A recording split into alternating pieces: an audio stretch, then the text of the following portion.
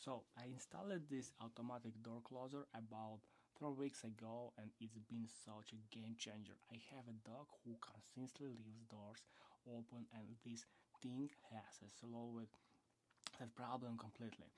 The door closes smoothly and quietly every single time, no loud slamming. The spring mechanism is really well made, feels solid. Installation was honestly easier than I expected. It came with everything I needed: the closer, screws and adjustment rod, and even a seal. Just screwed it into the door frame and I was done in like that minutes. What I really like is that you can adjust the tension based on how heavy your door is.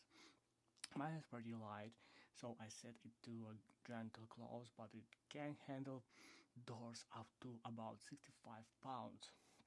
It works on both left and right swimming doors, which is convenient.